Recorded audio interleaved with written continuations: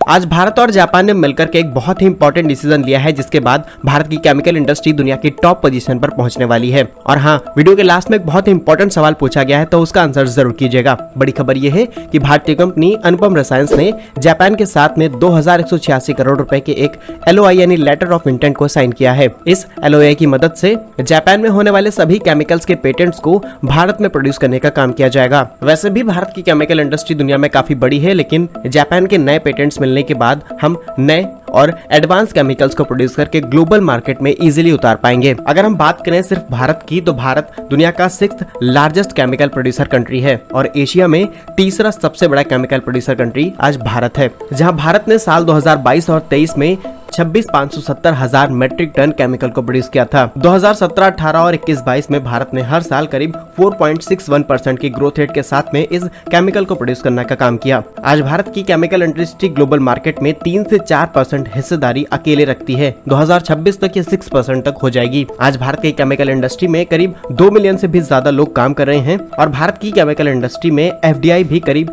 20 billion US dollar की है। ये पूरी इन्वेस्टमेंट साल 2000 से लेकर के 2022 तक के बीच की है। वही बात की जाए भारत और जापान के रिलेशन की, तो 2000 से लेकर के 2023 के बीच में जापान ने भारत के अंदर करीब 38.7 बिलियन US डॉलर की इन्वेस्टमेंट की है। आज भारत में 1440 से भी ज्यादा जापानीज कंपनी एक्टिवली काम कर रही हैं और 2019 में भारत के अंदर जापानीज इन्वेस्टमेंट करीब 32 बिलियन US डॉलर तक पहुंच चुका था, जहां पर मेनली इन्वेस्टमेंट की गई थी automobile, electrical equipments, telecommunication and chemical sector में। तो इस हिसाब से जापान ऑलरेडी भारत के केमिकल सेक्टर को काफी ज्यादा इंपॉर्टेंस देता है। तो इन पेटेंट्स की मदद से हम इंटरनेशनल मार्केट के लिए कई मल्टीपल और नए केमिकल्स प्रोड्यूस कर पाएंगे। और अब फाइनली बात करते हैं अनुपम रसायन के बारे में। तो आज कंपनी भारत की लीडिंग कंपनी है। भारत के अंदर 6 से भी ज्यादा प्रोडक्शन प्लांट है, जहां पर कंपनी अलग अलग केमिकल्स को प्रोड्यूस करने का काम करती है। कुछ समय पहले ही कंपनी ने करीब 1500 करोड़ रुपए के LOIs को जापानीज कंपनीज के साथ में साइन किया था। वहीं अनुपम रसायन ने 380 करोड़ रुपए के एक अमेरिकन MNC कंपनी के साथ में फ्लोरिनेटेड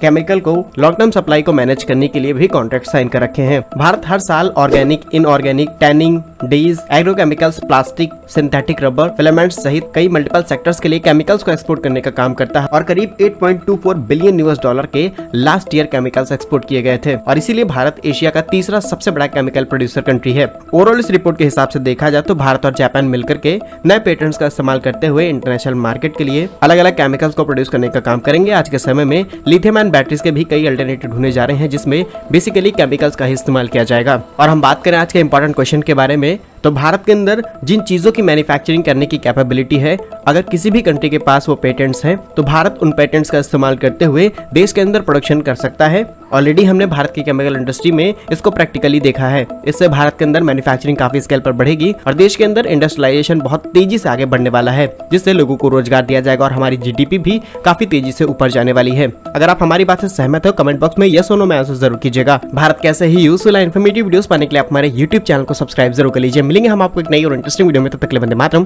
भारत माता की जय।